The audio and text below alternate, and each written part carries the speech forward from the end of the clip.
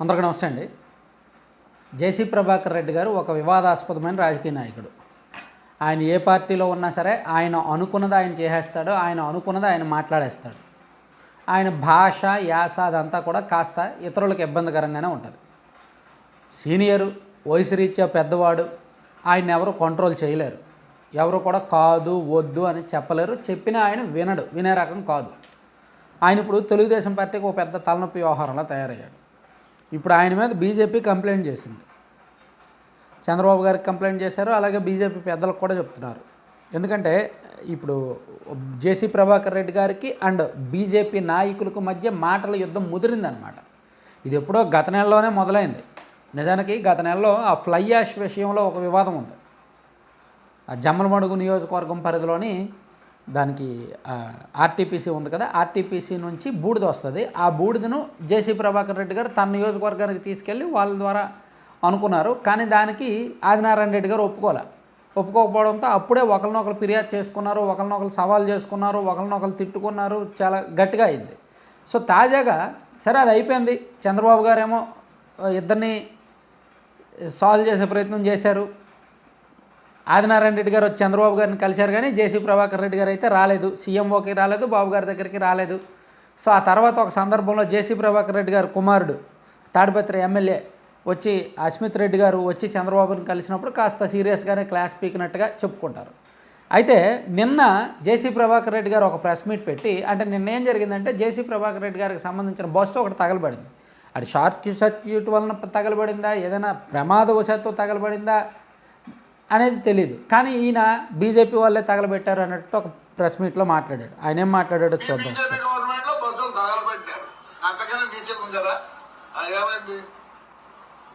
మూడు వందలు పోతేనే ఆపోతే అసలు దీనికి ఎడతాను నేను బస్సు కలిసాను. ఏమైంది? నేను కంప్లైంట్ కూడా చేయను చెప్తారు. ఒరే జగనే మేలురా, బస్సులు నిలబెట్టించినాడు. ఈ బీజేపీ గవర్నమెంట్ లో బస్సులు తగలబెట్టారు. అంతకన్నా నీచలు ఉందరా? ఏమైంది? 300 పోతేనే ఆపోతే అసలు దీనికి ఎడతాను నేను. అదే కొంచెం అనకూడదు. తప్పు, వాళ్ళు చాలా మంచోళ్ళు. దానికన్నా తగ్గు ఏదైనా ఉంటే ఆ మాట వాడతాం. మీకు నాకు తెలియదు తగ్గు మాట. I don't want insult third gender. I give lot of respect to them. కాల్సి ఏం చేసుకున్నారా? ఏం చేసుకున్నారులే పీకినారా? ఇది బీజేపీ నాయకులను ఉద్దేశించి ఆయన మాట్లాడుతున్న మాట.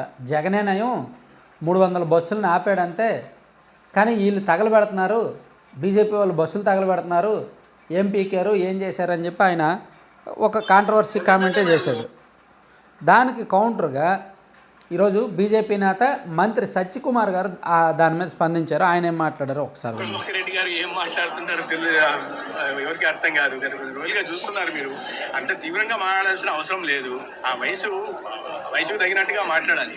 ఎందుకంటే ఎక్కడో ఏదో బస్సు కాలుస్తే దానికి బీజేపీ వాళ్ళకి ఏ రకమైన సంబంధమో నాకు అర్థం కాదు. అనేక విమర్శలు వచ్చాయి వారి మీద, వారి బస్సుల మీద, వారి వ్యాపారాల మీద. గతంలో ఏం చేస్తున్నారు, ఎక్కడి నుంచి తెచ్చారనే విషయం వాటిలో నేను పోదలుచుకోలేదు. కానీ కూటమిలో భాగస్వామిగా ఉంటున్న భారతీయ జనతా పార్టీ గురించి మాట్లాడడం అది సహేతుకం కాదు. మన దేశంలో పాలిస్తున్న పార్టీ బీజేపీ పార్టీ. ఇవాళ సఖ్యతతో చాలా అన్యోన్యంగా కూటమిలో సభ్యులైన తెలుగుదేశం, బీజేపీ, జనసేన ఒక మంచి ప్రభుత్వాన్ని అందిస్తున్నాయి. కేంద్ర ప్రభుత్వ సహకారంతో మంచి పాలన సాగిస్తున్నాయి. సో సత్యకుమార్ గారు చాలా స్పష్టంగా చెప్పారు. జేసీ ప్రభాకర్ రెడ్డి గారు ఏం మాట్లాడతారో ఆయనకే తెలియదు. ఆయన వయసు రీత్యా అలా మాట్లాడతాడేమో. సో ఎక్కడ ఏదో బస్సు కాలితే దాన్ని బీజేపీ వాళ్ళు తగలబెట్టేశారనడం కరెక్ట్ కాదు. గతంలో ఆయన చేసిన వ్యాపారాల మీద అనేక ఆరోపణలు వచ్చాయి. ఆయన బస్సులు ఏంటో, ఆయన వ్యాపారాలు ఏంటో అందరికీ తెలుసు. సో దాన్ని కొంచెం నేను డెప్త్గా వెళ్ళదలుచుకోలేదని చెప్పి చురకలు అంటిస్తూనే మొత్తానికి జేసీ ప్రభాకర్ రెడ్డి గారిని టార్గెట్ చేసేలా మాట్లాడారు. సో ఇక్కడ సమస్య ఏంటంటే రెండు వేరువేరు పార్టీలు కాదు. బీజేపీ ఇప్పుడు టీడీపీతో కూటమిలోనే ఉంది. 3 పార్టీలు కలిపి అధికారంలో ఉన్నాయి. మొన్నేమో ఆదినారాయణ రెడ్డి గారితో గొడవ, ఆయన బీజేపీ ఎమ్మెల్యే. ఈరోజు బీజేపీ వాళ్ళందరినీ కలిపి ఆయన ఒకే ఘాటిని కట్టి ఆయన అలా మాట్లాడాడు. సో అది ఇక్కడ సమస్య అనమాట. జేసీ ప్రభాకర్ రెడ్డి గారిని కంట్రోల్ చేయడం అంత ఆషామాషి వ్యవహారం కాదు. తెలుగుదేశం పార్టీలో ఎవరైనా చంద్రబాబు గారు మాట వింటారేమో, కానీ జేసీ ప్రభాకర్ రెడ్డి గారు వినే టైప్ కాదు. పోనీ ఆయన ఏమన్నా పార్టీ నుంచి బయటకు పంపించేంత సీన్ కూడా టీడీపీకి ఉండదు. ఎందుకంటే ఆయనకి స్థానికంగా మంచి పట్టు ఉంది, బలం ఉంది. పార్టీ ప్రతిపక్షంలో ఉన్నప్పుడు, పార్టీ ఇబ్బందుల్లో ఉన్నప్పుడు, పార్టీ కార్యకర్తలు ఇబ్బందుల్లో ఉన్నప్పుడు ఆయన మొండిగా పార్టీ కోసం నిలబడ్డాడు. రాష్ట్రం మొత్తం మీద అన్ని మున్సిపాలిటీలు ఓడిపోయినా తాడిపత్రి మున్సిపాలిటీ గెలవడానికి కారణం ఆయన చరిష్మా, ఆయన పెట్టిన డబ్బు, ఆయన పార్టీకి చేసిన పనే. అందుకని అతని మీద యాక్షన్ తీసుకోలేరు, అలాగని సపోర్ట్ చేయలేరు. సో అతన్ని కంట్రోల్ చేయడం కష్టమవుతుంది, పార్టీ నుంచి బయటకు పంపించేయలేరు. ఇలా ఎటూ తేల్చుకోలేని పరిస్థితుల్లో ప్రస్తుతం పార్టీ పెద్దలు టీడీపీ అయితే ఉంది. మేబీ చూస్తారు, ఇంకొక 1 వీక్ 10 డేస్ చూస్తారు. జస్ట్ ఫోన్లో ఆల్రెడీ పార్టీ ఆఫీస్ నుంచి ఆయనకు ఫోన్లు వెళ్ళాయంట, మీరు మాట్లాడొద్దు, మీరు ప్రెస్ మీట్ పెట్టొద్దు, ఇటువంటి ఏమీ కాంట్రవర్సీ కామెంట్ చేయొద్దని చెప్పారంట. కానీ ఆయన వినే టైప్ కాదు. ఇంకొక 1 వీక్ 10 డేస్ చూసి అప్పుడు పిలిపిస్తారేమో చూడాలి. Thank you.